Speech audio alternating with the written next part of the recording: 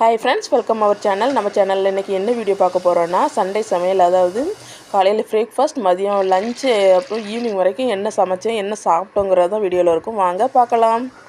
காலையில பிரேக்ஃபாஸ்ட்டுக்கு பூரி தான் ரெடி பண்ணியிருந்தேன். முத நாளே பூரி தான் வேணும்னு கேட்டாங்க. அதாவது திங்கள் டு வெள்ளி வரை பிள்ளைங்க ஸ்கூலுக்கு போகிற டைமில் அந்த பூரி செஞ்சு கொடுக்க முடியல, கொஞ்சம் டைம் எடுத்துரும்ல. அதனால் வேறு ஏதாவது டிஃபன் தான் செஞ்சு கொடுப்பேன், பூரி செஞ்சு கொடுக்குறதில்ல. அதனால் இன்றைக்கி சரி லீவ் டேயில் இன்றைக்கி செஞ்சு கொடுக்கலாம் அப்படின்னு சொல்லிட்டு பூரியே செஞ்சாச்சு. அதாவது பூரி வந்து எங்கள் வீட்டில் எல்லாருக்குமே ரொம்ப பிடிக்கும்.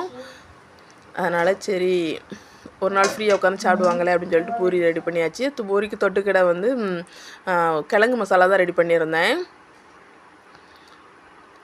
பூரிக்கு இது வந்து நல்லா ஆப்டான ஒரு இதுதான்.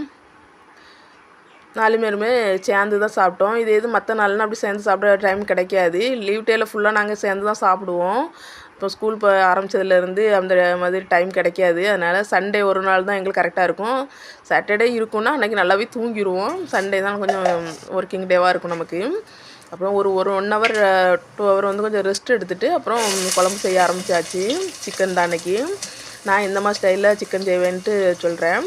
அதாவது அடுப்பில் கடாயை வச்சுக்கலாம். தேவையான ஆயில் ஊற்றி 1/2 ஸ்பூன் கடுகு, 1/2 ஸ்பூன் சோம்பு போட்டுக்கிட்டு அப்புறம் பட்டை, கிராம்பு, ஏலக்காய்லாம் கொஞ்சமாக சேர்த்துக்கலாம். அதை போட்டு நல்லா வதக்கிட்டு 100 கிராம் வெங்காயம் பொடிசாக கட் பண்ணி வச்சுருக்கேன், அதையும் போட்டு நல்லா வதக்கிட்டு 100 கிராம் தக்காளி பொடிசாக கட் பண்ணி வச்சுருக்கேன், அதையும் போட்டுக்கலாம்.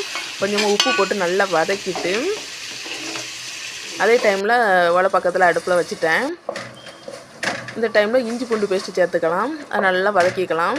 நல்லா மிக்ஸ் பண்ணி விட்டுட்டு ஒரு 2 மீடியம் சைஸ் உருளைக்கிழங்கு கட் பண்ணி வச்சுருந்தேன், அதையும் போட்டு நல்லாவே வதக்கிக்கலாம். ஓரளவுக்கு வதங்கி வர டைமில் எடுத்து வச்சுருக்க சிக்கன் சேர்த்துக்கலாம். போன்லெஸ் சிக்கன் வந்து கொஞ்சமாக பொரிக்கிறதுக்கு தனியாக எடுத்துட்டேன். மிச்சத்தை வந்து குழம்புல சேர்த்துக்கிட்டேன்.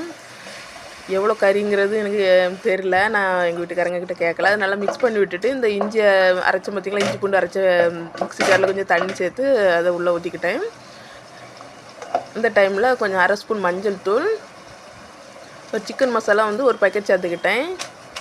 இது வந்து 20 கிராம் பேக்கெட்டு. வேறு 1 ஸ்பூன் அளவு குழம்பு மிளகாய் தூள் சேர்த்துக்கிட்டு நல்லா மிக்ஸ் பண்ணி விட்டுக்கலாம்.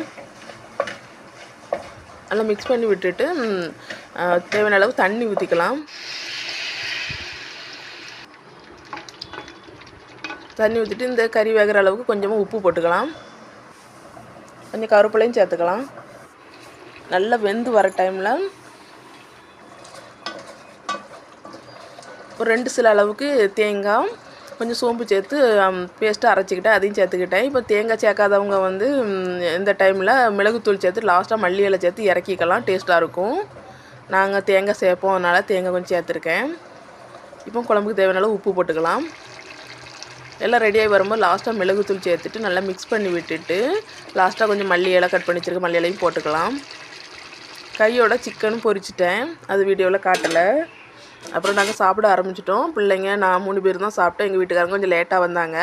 வர டைமில் முலாம்பழம் ஜூஸ் வாங்கிட்டு வந்தாங்க, எல்லோரும் குடித்தோம். அடுத்த வீடியோவில் பார்க்கலாம்.